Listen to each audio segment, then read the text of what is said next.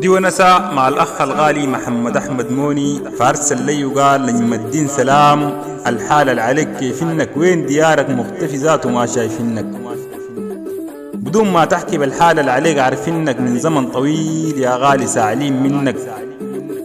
قلت مرحبتين حباب ود العزاز الغالي، حالي تمام نحمد الله رايق بالي، شكرا كتير للطلة الجميلة يا غالي، وحالك انت ان شاء الله احسن من حالي.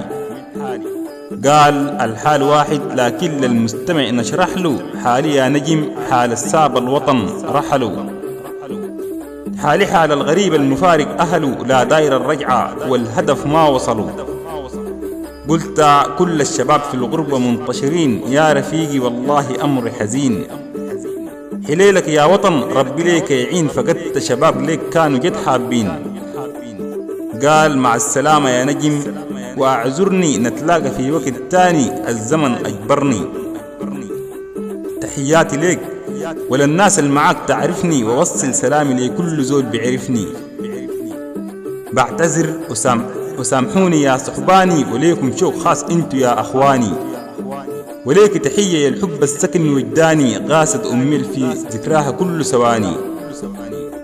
كفاك يا غربة من التعب وشقاق، جرعتينا مرا لغيرنا ما بينضاق، غير الفرقة والهم الكثير وبلاك، جارين فيك وما وصلنا لمرساك، سلمنا العمر لرب العباد وعلى المجهول بنمشي يا سادات.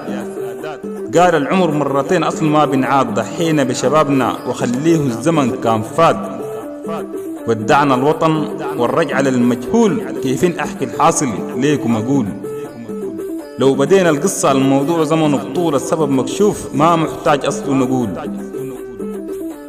الزمن يا الحبايب منكم فرقنا، ظروف الدنيا والغدر أجبرنا، يا السامعين وصل سلام لأهلنا، تحيات لكل زول بيعرفني والعزة لوطننا، تحيات لكل زول بيعرفني والعزة لوطننا، مع خالص تحياتي وتقديري نجم الدين حماد والدبيها، وكل التحية والتقدير للأخ الغالي محمد أحمد موني، ودمتم في أمان الله.